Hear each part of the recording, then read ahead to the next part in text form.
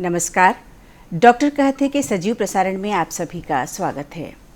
दर्शकों, हम सभी जानते हैं हर साल 7 अप्रैल को विश्व स्वास्थ्य दिवस मनाया जाता है। विश्व स्वास्थ्य दिवस मनाने का क्या उद्देश्य है और हमें स्वस्थ रहने के लिए किन बातों का ध्यान रखना आवश्यक है, ऐसी बहुत सारी बातें हैं जिसको लेकर आज हम आए हैं आपके समक्ष। और हमारे साथ विशेषज्ञ के तौर पर स्टूडियो में मौजूद हैं डॉक्टर अजय सहाय। डॉक्टर साहब नमस्ते, आपका स्वागत है। नमस्कार। और डॉक्टर साहब, जैसे कि हम जानते हैं कि हर साल 7 अप्रैल को विश्व स्वास्थ्य दिवस मनाया जाता है, तो विश्व स्वास्थ्य दिवस क्यों मनाया जाता है, किन उद्देश्यों को लेकर मनाया जाता है, सबसे पहले तो हम दर्शकों के लिए यही जानना चाहेंगे आपसे। जब 1948 में वर्ल्ड हेल्थ ऑर्गेनाइजेशन यानी विश्व स्वास्थ्य संगठन की स्थापना हुई, तब इस बात की चिंता होने लगी थी कि हमारा पूरा संसार बीमारियों से मुक्त हो, क्योंकि उस समय इन्फेक्शस डिसीजेज बहुत होती थी, महामारी बहुत होती थी और हमारे पास प्रभावी एंटीबायोटिक्स वगैरह नहीं थी और लोग समूहों में मारे जाते थे। तो पूरे वैश्विक स्वास्थ्य के लिए इन्होंने निश्चित किया कि एक साल में एक दिन यानी 7 अप्रैल को विश्व स्वास्थ्य दिवस मनाया जाए और 1950 में पहली बार ये मनाया गया, तब से हर साल ये मनाया जाता है। इसका उद्देश्य पूरी दुनिया को स्वास्थ्य के प्रति जागरूक रखना यानी वैश्विक स्वास्थ्य है, और सिर्फ जागरूक रखना ही नहीं बल्कि जो नई नई बीमारियाँ आ रही हैं उनके बारे में भी जागरूकता लाना और इन बीमारियों से कैसे बचें उसकी जानकारी देना भी इसका उद्देश्य है। डॉक्टर साहब, स्वास्थ्य ही सबसे बड़ी संपत्ति है, इसको आप किस तरह से देखते हैं? कहते हैं हेल्थ इज वेल्थ, तो बहुत बड़े पूरी मतलब हमारा अगर शरीर स्वस्थ है तो हमने समझ लीजिए पूरी दुनिया की संपत्ति पा ली जी। आजकल हो क्या रहा है, आप भी देख रहे हैं कि इतना ज़्यादा प्रतियोगिता बढ़ गई है, लोगों को आर्थिक संकट है, ज़िंदगी की आपाधापी है, तो लोग क्विक लाइफ हो गई है। लोग तेज़ी से आगे बढ़ने के लिए बहुत ज़्यादा काम कर रहे हैं, बहुत पैसा कमा रहे हैं और बहुत जल्दी बीमार हो रहे हैं। और जब बीमार हो रहे हैं तो जितना पैसा कमा के रखा वो इलाज में खर्च हो जा रहा है। तो बहुत जल्दी आगे बढ़ने की कोशिश, बहुत पैसा कमा रहे हैं, खूब फिर परिणाम स्वरूप बीमार हो रहे हैं, फिर सारा उसी में खर्च कर रहे हैं और हिसाब किताब बराबर। तो इसीलिए हेल्थ इज वेल्थ बोलते हैं कि आप अगर स्वस्थ हैं तो समझ लीजिए कि आपके पास दुनिया की सारी संपत्ति है, क्योंकि अगर घर में एक कोई बीमार हो जाए तो न सिर्फ पूरा परिवार प्रभावित होता है, पूरा समाज प्रभावित होता है, बल्कि पूरा प्रदेश, देश और पूरी दुनिया प्रभावित होती है। बिल्कुल। तो डॉक्टर साहब, आपको क्या लगता है कि अभी वर्तमान में हमारी सेहत को कौन कौन सी चीज़ें प्रभावित कर रही हैं? आज से 100 साल पहले आप जाइएगा तो आप देखेंगे कि ये आपके जो इन्फेक्शस डिसीजेस थी, जिसका उदाहरण आपने हैजा था, चिकन पॉक्स थी, ये सब बीमारियां जानलेवा हुआ करती थी। जैसे जैसे विज्ञान ने तरक्की की, लोगों ने विज्ञान पे भरोसा करना शुरू किया, लोगों की बात मानी, वैक्सीनेशन पे भरोसा किया, टाइमली वैक्सीनेशन हुआ, एंटीबायोटिक जो नई नई आई काफ़ी प्रभावशाली थी, उसका सेवन करके लोग ठीक होने लगे, तो हमने इन्फेक्शस डिसीजेज पे काबू पा लिया। अब उसका स्थान ले लिया लाइफ स्टाइल डिसऑर्डर में, यानी आज हमारी लाइफ स्टाइल, मैंने कहा ज़िंदगी की आपाधापी, मानसिक तनाव और आर्थिक अक्षमता, दुनिया भर के फैक्टर से अभी हम बात करेंगे आज के इंटरव्यू में, तो इनकी वजह से इंसान बीमार हो चला है। लोग बड़ी बड़ी गाड़ियों में घूम रहे हैं, बड़े बड़े मोबाइल लेके घूम रहे हैं, देखने में बड़े खूबसूरत हैं, प्लास्टिक सर्जरी से अपना चेहरा शरीर बना रहे हैं, लेकिन अंदर से बीमार और खोखले हो चुके हैं। ये लाइफ स्टाइल डिसऑर्डर ने अब उसकी जगह ले ली है। तो ये लोग हेल्दी नहीं हैं बल्कि अंदर से बहुत बीमार हैं, और यही सबसे बड़ी चुनौती आज की है कि इन पर कैसे काबू पाया जाए, और ये प्रिवेंटेबल होती हैं, इनकी रोकथाम संभव है। तो डॉक्टर साहब, आपको क्या लगता है कि एक व्यक्ति की सामान्य दिनचर्या कैसी होनी चाहिए स्वस्थ रहने के लिए? एक स्वस्थ दिनचर्या में आपका भोजन संतुलित होना चाहिए जी। यानी आप जो भी भोजन कर रहे हैं सुपाच्य हो और उसमें विटामिन, मिनरल और पानी की मात्रा और इलेक्ट्रोलाइट्स सब बराबर की मात्रा में हो। दूसरा, आप रेगुलर एक्सरसाइज करें, कम से कम सप्ताह में 5 दिन 30 मिनट रोज़ आप एक्सरसाइज करें। एक्सरसाइज के लिए आपको किसी भी जिम में जाने की ज़रूरत नहीं है, आप तेज़ गति से भी चल सकते हैं, दौड़ भी सकते हैं, साइकिल भी चला सकते हैं। या मान लीजिए आप अपनी गाड़ी से जाते हैं ऑफिस और आपका आधा किलोमीटर दूर आपका कमरा है, तो उतनी दूर आप गाड़ी मत ले जाइए, पैदल चलिए, लिफ्ट का इस्तेमाल मत करिए, आप सीढ़ी पे चढ़िए। सीढ़ी से जाइए। तो ये आपकी एक एक्सरसाइज हो गई। तीसरा सबसे बड़ी बात, मानसिक तनाव होती है जी। मेंटल टेंशन लोगों को बहुत ज़्यादा है।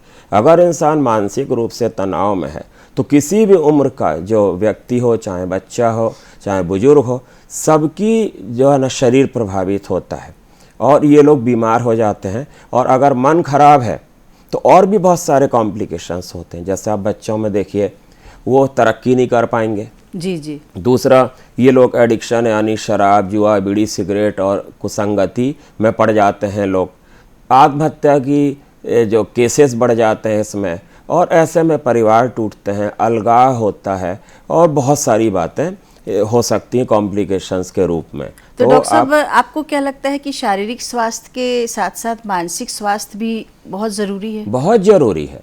दोनों मतलब दोनों एक ही चीज़ के दो पहलू हैं जी। अगर आप शारीरिक रूप से लंबे समय तक बीमार हैं तो आपकी कार्य क्षमता प्रभावित होगी, घर की जो फाइनेंशियल मैनेजमेंट हो गड़बड़ होगा, तो आप तनाव में आ जाएंगे। तो अगर शारीरिक रूप से बीमार हैं तो आप मानसिक रूप से भी बीमार हो जाएंगे, और अगर आप मानसिक रूप से बीमार हैं तो आप ज़िंदगी के किसी भी क्षेत्र में तरक्की नहीं कर सकेंगे, पूरा घर प्रभावित होगा, आपका व्यवहार चेंज होगा, आप अपने कार्य क्षेत्र में तरक्की नहीं कर पाएंगे, ठीक से परफॉर्म नहीं कर पाएंगे। तो ये आपके साइको डिसऑर्डर हो गए। तो दोनों एक ही चीज़ है, दोनों एक दूसरे को प्रभावित करती है, इसीलिए इनको सामूहिक रूप से साइकोसोमेटिक डिसऑर्डर्स बोलते हैं। साइको मतलब मानसिक, सोमेटिक मतलब शारीरिक। जी जी। तो जो लाइफ स्टाइल होनी चाहिए, हम उसमें संतुलित भोजन लें, पर्याप्त व्यायाम करें, और सबसे बड़ी बात अनिद्रा। आजकल लोग सोते नहीं है, क्योंकि जब से ये डिजिटल युग आ गया है तो लोग रात भर टीवी देखना, न्यूज़ सुनना, मोबाइल का इस्तेमाल करना, स्क्रीन टाइम बढ़ रहा है, इससे लोग अनिद्रा के शिकार हो रहे हैं, और अनिद्रा बहुत सारी बीमारियों को जन्म देती है।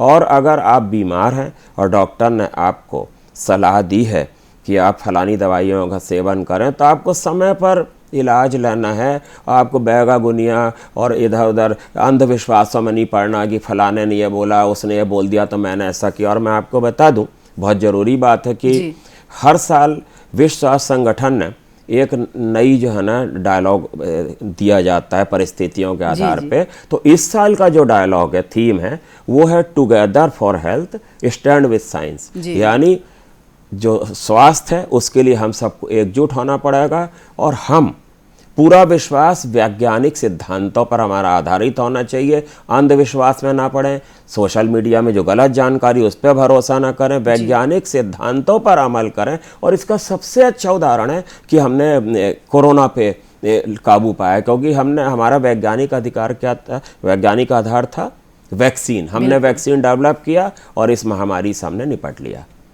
बहुत अच्छी बात डॉक्टर साहब आपने कही कि हमें डॉक्टर की सलाह पर चलना है, वैज्ञानिक तथ्यों पर चलना है, ना कि अपना इलाज करना है और ना कि बैगा गुनिया पर जाना है। हमारा हर फैसला वैज्ञानिक आधार पर ही आश्रित होना चाहिए। जी जी बिल्कुल। और डॉक्टर साहब, अभी हम देख रहे हैं यंग जनरेशन हो चाहे किशोरावस्था हो, ऐसे ही एज में अभी बीपी, शुगर, हृदय रोग की समस्या आम होती जा रही है। तो आपको क्या लगता है, कैसे, क्यों ये होता है, कारण पहले तो हम जानना चाहेंगे, और कैसे इससे हम बच सकते हैं? अब बीमारियों की कोई उम्र नहीं रह गई। जो शुगर, बीपी आपके 50-60 साल की उम्र में होते थे, अब बहुत कम उम्र में हो गई, बच्चों में आ रहा है। और इसका जो प्रेसिपिटेटिंग फैक्टर्स है, कारक है जिसकी वजह से होता है, वो स्कूल बैग पकड़ने से ही शुरू हो जाता है। बच्चों के ऊपर इतना ज़्यादा बोझ किताबों का लाद दिया जाता है। आप देखिए, बच्चा, जब हम सो के भी नहीं उठते, आज सुबह 5 बजे बच्चों को उठा दिया जाता है, जबकि बच्चों को थोड़ा ज़्यादा सोना चाहिए। जब बच्चे सोते हैं तभी उनका शारीरिक और मानसिक विकास होता है। उनको स्कूल भेजना, फिर आप स्कूल जब जाते हैं तो वहाँ पर बहुत सारा पढ़ाई का बोझ, प्रतियोगिता, और सबसे बड़ी बात क्या है कि पहले मैंने इन्फेक्शस डिसीज बोली और उसके बाद मैंने कहा लाइफ स्टाइल डिसऑर्डर। बच्चे जब स्कूल में जा रहे हैं तो लाइफ स्टाइल डिसऑर्डर और इन्फेक्शन, क्योंकि समूह में रहते हैं तो इन्फेक्शन भी क्रॉस होते, पीलिया, टाइफाइड हुआ, सर्दी, खांसी, तो इनसे डबल बर्डन है बच्चे के ऊपर। लाइफ स्टाइल प्लस इन्फेक्शन, दोनों इसको डबल बर्डन बोलते हैं। तो बच्चों को बहुत ज़्यादा वहाँ पर तनाव। उसके बाद आते हैं, ये आने के बाद इनको ट्यूशन भेज दिया जाता है, माँ बाप के इनको दर्शन नहीं होते, और स्कूल में जब जाते हैं तो यार दोस्तों की संगति में पढ़ के ये जंक फूड का बहुत ज़्यादा सेवन करते हैं। जंक फूड, कार्बोनेटेड ड्रिंक, उनमें शुगर बहुत होती। जंक फूड क्या है? इनमें मैदा बहुत होती है, 3 सफ़ेद जहर होते हैं, मैदा, शक्कर, नमक। टेस्टी बनाने के लिए ये डाल दिए जाते हैं। कार्बोनेटेड जो ड्रिंक्स होते हैं उसमें एसिड ज़्यादा होता है, जब ये पीते हैं तो दांत खराब होते हैं, पेट में एसिडिटी होती है, अपच होती है। जंक फूड आप लेते हैं, इनसे लीवर खराब होता है, और सबसे बड़ी जो समस्या है मोटापा। जी। और एक चीज़ आपने और देखी कि स्कूलों में आजकल डिजिटल युग आ गया, सारे बच्चे कंप्यूटर पर, मोबाइल में पढ़ाई कर रहे हैं। इस चक्कर में ये कुर्सी पे ही बैठे रहते हैं, शारीरिक गतिविधियां बहुत कम हो गई हैं, निष्क्रिय हो गए। और जब निष्क्रिय होंगे तो शरीर की ऊर्जा खर्च नहीं होगी। एक तो आप जंक फूड के रूप में कैलोरी बहुत ज़्यादा ले रहे हैं जी, और लेकिन जो कैलोरी ले रहे हैं वो अनहाइजीनिक है, वो आपके लिए किसी काम की नहीं, वो बीमारी ला रही। और आप शारीरिक श्रम नहीं कर रहे, मोटे हो रहे हैं। और जहाँ आपका मोटापा शुरू हुआ, हाई बीपी, थायराइड, शुगर, जोड़ों में दर्द, नाना प्रकार की बीमारियां जन्म लेती हैं, और इन्हीं को हम लाइफ स्टाइल डिसऑर्डर बोलते हैं। जी डॉक्टर साहब, हम और भी आपसे जानकारियां लेंगे और बातें करेंगे। अभी लेते हैं एक छोटा सा विराम।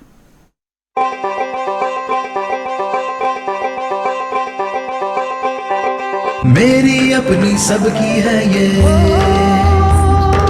मेरी अपनी सबकी है ये, आज ही नहीं कल की है ये, अपने हक अधिकार दिलाती आपकी बातें, आपकी बातें, आपकी बातें, आपकी बातें, हर मुश्किल का हल है सुझाती, जीने की एक राह दिखाती, अंधियारे में राह दिखाती, आपकी बातें, आपकी बातें, आपकी बातें, आपकी बातें। देखना ना भूलें आपकी बातें, हर गुरुवार शाम 6 बजे दूरदर्शन छत्तीसगढ़ पर।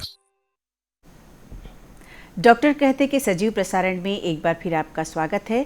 आज हम बात कर रहे हैं विश्व स्वास्थ्य दिवस पर केंद्रित विषय पर, और डॉक्टर अजय सहाय जी हमारे साथ हैं। डॉक्टर साहब, अभी आपने बताया कि कैसे कम उम्र में आजकल बीमारियां हावी हो रही हैं शरीर पर, चाहे वो बीपी हो, शुगर हो, चाहे वो हृदय रोग से संबंधित समस्या हो, बात यहाँ ये अधूरी रह गई थी जी। जो हम बताना भूल गए कि बच्चों को अब गाड़ियों का भी शौक हो गया है। एक से एक महंगी गाड़ी चाहिए। अब गाड़ियों को तेज दौड़ा रहे हैं। पहले साइकिलिंग करते थे, पैदल जाते थे। अब हो ये रहा है कि घर में बच्चे लोग महंगी से महंगी गाड़ियां ले रहे हैं, और हम गाड़ियां बेचकर साइकिल खरीद रहे हैं, हम वृद्ध लोग। तो बच्चों को महंगी गाड़ियां चाहिए, कंपटीशन बढ़ रहा है, तेज गति से दौड़ा रहे हैं, उसमें भी कंपटीशन हो रहा है, उसमें मौत अलग हो रही है, गाड़ियों की संख्या बढ़ रही है, प्रदूषण बढ़ रहा है, प्रदूषण से सर्दी, खांसी, एलर्जी, अस्थमा के लोग शिकायत हो रहे हैं। और बहुत ज़्यादा एक दूसरे को देख के प्रतियोगिता की भावना आती है, तो कुछ बच्चे अंदर ही अंदर कुंठित हो रहे हैं, डिप्रेशन में जा रहे हैं, सुसाइडल टेंडेंसी उसमें आ रही है। तो पॉल्यूशन भी एक बहुत बड़ी समस्या है, और बाइक और जो स्क्रीन टाइम इनका बढ़ रहा है, तो इससे भी इनका शरीर और दिमाग पर बहुत फर्क पड़ रहा है, निगेटिव इफेक्ट आ रहा है। तो डॉक्टर साहब, आपको क्या लगता है व्यायाम हमारे शरीर के लिए कितना ज़रूरी है? व्यायाम जब हम करते हैं तो एक तो हमको मानसिक सुख बहुत मिलता है, क्योंकि उस समय हम मेंटली रिलैक्स हो जाते हैं, और शरीर की मांसपेशियां आपकी जो है ना उससे और मजबूत होती हैं। और व्यायाम करने से जो एक्स्ट्रा कैलोरी है, ऊर्जा है, वो खर्च हो जाती है। जैसे किसी गाड़ी में पेट्रोल बहुत है, आप गाड़ी चलाएंगे, पेट्रोल खर्च हो जाएगा। ऐसे ही हमारे शरीर का जो पेट्रोल है, ऊर्जा यानी कार्बोहाइड्रेट जो होते हैं, जो एनर्जी देते हैं, ये पच जाएंगे। तो खास तौर से जिन लोगों को शुगर ज़्यादा रहती, जो लोग मोटे हैं, तो इनमें इसको पचाने के लिए, ऊर्जा को खर्च करने के लिए व्यायाम बहुत ज़रूरी है। तो इससे जो है ना हमारा शरीर को सिर्फ मजबूती प्रदान होती, बल्कि मानसिक रूप से भी हम बहुत अच्छा महसूस करते हैं। जब हम एक्सरसाइज करते हैं तो पसीना आता है, पसीने में नाना प्रकार के वर्ज्य पदार्थ बाहर निकल जाते हैं, शरीर में मजबूती आती, मांसपेशियाँ स्ट्रांग होती, जो सार्कोपेनिया हम बोलते हैं। कुछ लोग कहते हैं कि भले ही आप मोटे हो लेकिन उनकी मांसपेशियाँ कमज़ोर होती, तो ये सार्कोपेनिया से भी मुक्ति मिलती है। तो और जो डायबिटिक हैं, या जो लोग बहुत मोटे लोग हैं जिनको डायबिटीज होने का डर है, या जो प्री डायबिटिक हैं, उनमें व्यायाम करने से इंसुलिन सेंसिटिविटी बढ़ती है। तो जो शरीर में जो इंसुलिन उपलब्ध है वो बहुत ज़्यादा सक्रिय हो जाती, संवेदनशील हो जाती, तो डायबिटीज होने से रुक जाती। या फिर इन लोगों को अगर डायबिटीज़ है तो शुगर कंट्रोल करने में मदद होती, बीपी कंट्रोल होता है। तो 100 तालों की एक चाबी है व्यायाम जी। लेकिन लोग हमेशा पूछते हैं कि हम जिम जा रहे हैं और हम कौन सा व्यायाम कर रहे हैं। तो मैं बताना चाहूँगा, व्यायाम करने के लिए कोई जिम जाना जरूरी नहीं, आप घर में भी कर सकते हो। लड़कियां रस्सी कूद सकती हैं, डांस कर सकती हैं, आप भी थोड़ी सी उठक बैठक कर सकते हो, आप साइकिल चला लीजिए, कुछ भी नहीं है तो तेज गति से योगासन के कई आसन योगासन आप करते हैं तो उससे भी मानसिक रिलैक्सेशन होता है और जो सांस की एक्सरसाइज होती है बहुत अच्छी, प्राणायाम वगैरह हमारे सांस के लिए बहुत अच्छे हैं। तो एक्सरसाइज करने के लिए खर्चा करना, जिम जाना जरूरी नहीं। और आप जहां तक हो सके, और अगर आपको थोड़ी दूर जाना है और आपके पास समय है तो आप पैदल जाइए, गाड़ियों का इस्तेमाल मत करिए। बिल्कुल, पैदल चलकर भी अपनी ऊर्जा को आप हाँ, लेकिन थोड़ा तेज चल के धीरे धीरे आप टहलेंगे तो आपका मकसद सिद्ध नहीं होगा। जी। डॉक्टर साहब, महिलाओं को किन बातों का विशेष रूप से ध्यान देना चाहिए अपनी सेहत को लेकर? महिलाएं हमेशा से संकोची रही हैं और अपनी बातों को बताने में लोग संकोच करती हैं। आज भी देखिए कि महिलाएं अपने आप को भली कितनी सशक्त मानती हैं, हो गई हैं, लेकिन कहीं ना कहीं हार्मोनल शारीरिक बनावट कुछ ऐसी है कि कहीं ना कहीं अंदर से वो कमज़ोर हो जाती हैं। किसी महिला की ज़िंदगी में कई पड़ाव आते हैं, जैसे पहली बार पीरियड आना और उसके बाद आपकी चाइल्ड बियरिंग एज होती है, प्रसव होती है, उसके बाद बच्चों को लालन पालन, उसके बाद आज नारी बाहर भी काम पे जाने लगी, फिर आपका मेनोपॉज, जब हार्मोन्स ख़त्म होने लगते हैं, हैप्पी हार्मोन्स, तो इनको नाना प्रकार की बीमारियां होने लगती हैं। तो मेरा यही कहना है कि अगर किसी नारी को कोई भी तकलीफ़ है तो उसको उजागर करें, डिस्कस करें, सबको बताएं, छिपाएं नहीं उसको। और ऐसा नहीं है कि आपको भूख लग रही है तो आप भूखे बैठे हो कि जब मेरे बाल बच्चे पति घर आएंगे। आपको जब भूख लगे आप खाना खाइए, आप अपने हिसाब से अपनी ज़िंदगी को जीजिए, आपको भी जीने का अधिकार है, कोई संकोच मत करिए आप। और आज की नारी खासतौर से ग्रामीण क्षेत्रों में देखे कुपोषित है जी, अपना इलाज नहीं करवाती, पैसे बचाने के लिए बहुत सारे अपने शौक को मार देती, नहीं, उसको मानसिक और शारीरिक दोनों तरह के सुख की ज़रूरत है। और कुपोषित ना हो, पर्याप्त उनका संतुलित भोजन होना चाहिए और उन्हें भी व्यायाम, जो मैंने बताया, प्राणायाम, ये सब करना चाहिए। जी। डॉक्टर साहब, बच्चों के स्वास्थ्य को लेकर हम आपसे जानना चाहेंगे कि माता पिता को किन किन बातों का विशेष रूप से ध्यान रखना चाहिए? जब बच्चों के स्वास्थ्य की बात आती है तो फिर आप देखिए कि बच्चे माँ बाप के साथ अगर 10, 12, 15 घंटे रहते हैं तो कुछ बहुत एक महत्वपूर्ण समय उनकी ज़िंदगी का स्कूल में बीतता है, टीचर्स के बीच में। तो जितनी माँ बाप की जिम्मेदारी है उतनी ही जिम्मेदारी स्कूल के टीचर्स की है, तो उनको भी उतनी ही ट्रेनिंग दी जानी चाहिए जितनी माँ बाप को जो है ना दी जाती है या माँ बाप को समझाया जाता है।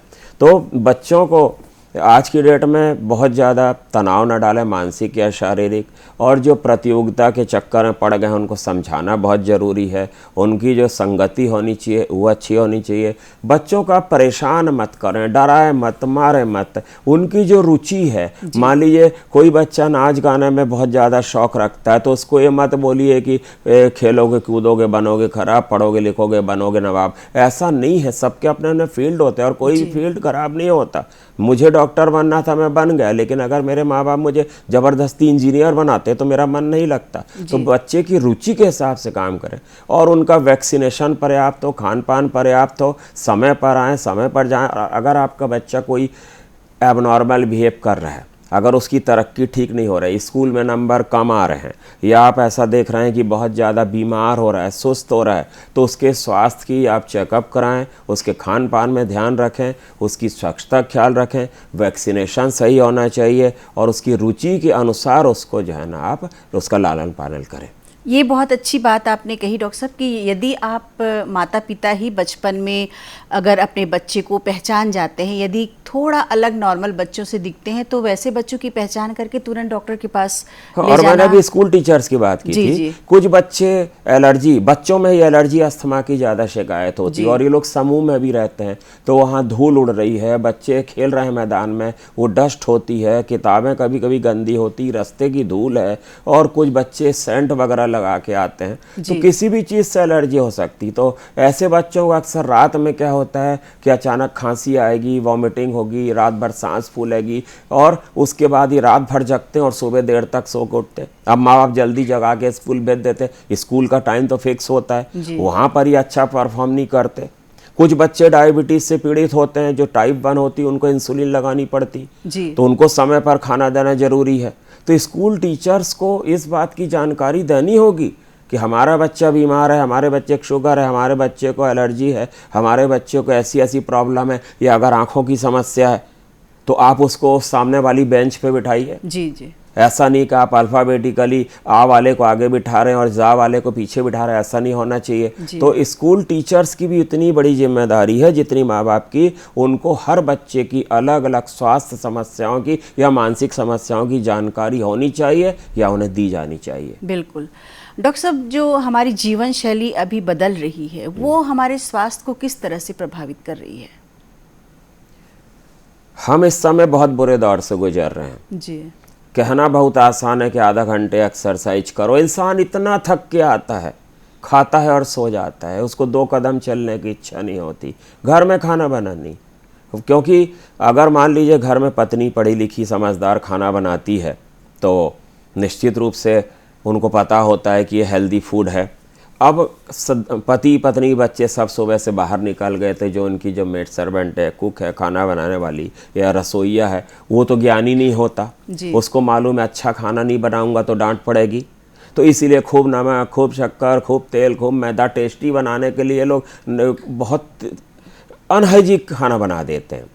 तो हमको सबसे पहले एक बहुत ज़रूरी बात है कि जो खाना पकाने वाले हमारे स्टाफ हैं उनको ना सिर्फ हम बताएं कि आपको जो है ना शक्कर का कम उपयोग करना है, और जो घी होता है, ट्रांस फैट होते हैं, और जैसे पूड़ी रोज़ रोज़ खाना उचित नहीं है। जी। और पराठे में तेल कम लगता, पूड़ी में ज़्यादा लगता, उसको रोटी से रिप्लेस करें। तो उसको थोड़ा सा जो है ना फूड हाइजीन, साफ़ सफाई और फूड साइंस भी पढ़ानी होगी। जी। और हम क्या होता है, हफ्ते में 1 दिन हमको मिला तो चलो आज बाहर घूम के आते हैं, पूरा परिवार एक हुआ, फिर हम बाहर का खा के आ जाते हैं। तो हमको खान पान में बहुत ज़्यादा लगाम रखनी होगी, और पूरा परिवार एक अगर प्रोटोकॉल बना ले कि हम लोग इतने बजे खाना खाएंगे, इतनी देर हम घूमने चलेंगे और उसके बाद हम लोग सब सो जाएंगे। बिल्कुल।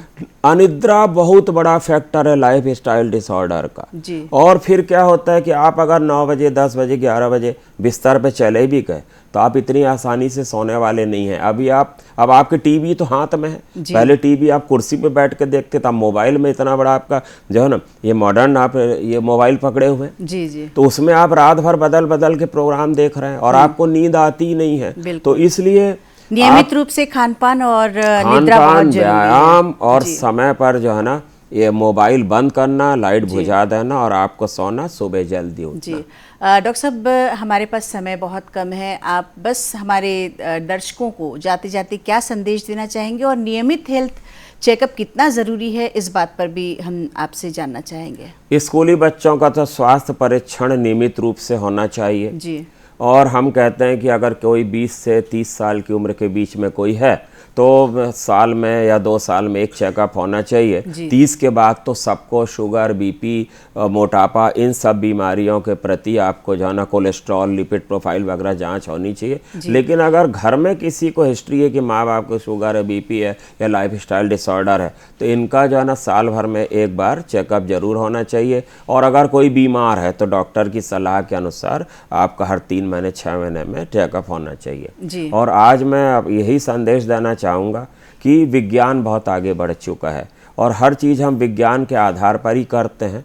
तो आप लोगों को अगर शरीर में कोई तकलीफ है तो आप अंधविश्वास में, बहकावे में मत आइए, डॉक्टर की सलाह लीजिए। आपको वैज्ञानिक रीति से जो आपको सुझाव देते हैं, जिनका एक बेस होता है, उसका पालन करिए, तभी आप स्वस्थ रहेंगे। और अगर आप स्वस्थ रहेंगे तो आपका परिवार स्वस्थ रहेगा और पूरा प्रदेश, पूरा देश, पूरी दुनिया स्वस्थ रहेगी। याद रखिए, जब शरीर स्वस्थ होता है तभी समाज भी समृद्ध होता है। बहुत ही अच्छी आपने जानकारी दी डॉक्टर साहब, आपका बहुत बहुत धन्यवाद।